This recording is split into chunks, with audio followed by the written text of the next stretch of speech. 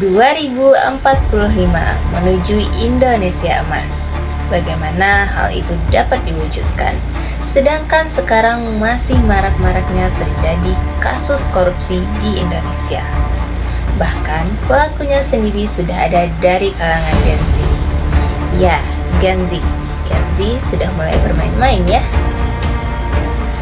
Baik, di sini bersama saya Vanessa Alfi, kita akan membahas seputar korupsi dan dampak yang ditimbulkan. Untuk itu, perlu kita ketahui, apa sih itu korupsi?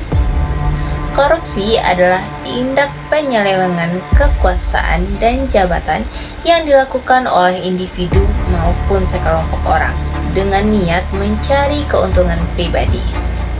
Ini melibatkan penyelewengan, penggelapan, hingga penyalahgunaan sumber daya publik.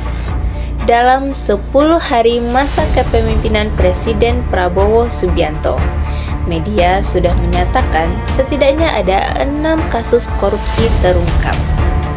Salah satunya yaitu kasus Ronald Tanur, dugaan suap menyuap. Hingga bulan Mei 2025, Presiden Prabowo Subianto menyatakan bahwa setidaknya ratusan triliun uang negara dan aset negara telah diamankan dari kasus tindak korupsi tersebut. Sebelum masuk ke kerugian negara yang ditimbulkan akibat tindak korupsi tersebut, perlu kita ketahui apa saja bentuk-bentuk dari korupsi. Bentuk-bentuk korupsi yaitu dapat berupa tindakan suap menyuap, pemerasan, tindakan curang hingga gratifikasi. Nah, selain itu, biaya yang harus dikeluarkan atau kerugian yang harus ditanggung oleh negara yaitu dapat berupa biaya eksplisit dan biaya implisit. Biaya eksplisit yaitu disebut juga dengan biaya langsung. Kerugian ini secara konkret dapat dihitung melalui nilai uang.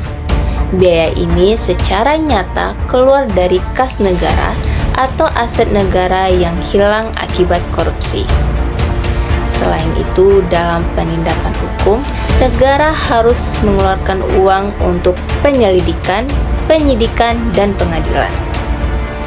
Selain itu, biaya implisit yaitu tidak langsung.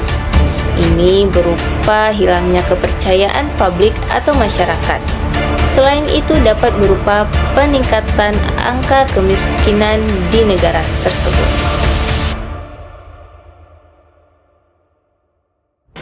Liga Korupsi Indonesia pada bulan Juni 2025, posisi pertama masih dimenangkan oleh Tata Kelola Minyak Mentah Pertamina dengan kerugian 968,5 triliun rupiah. Wah, jika uang tersebut dibagikan kepada masyarakat, maka seluruh masyarakat Indonesia akan mendapatkan uang sejumlah Rp3.300.000 per masing-masing individu.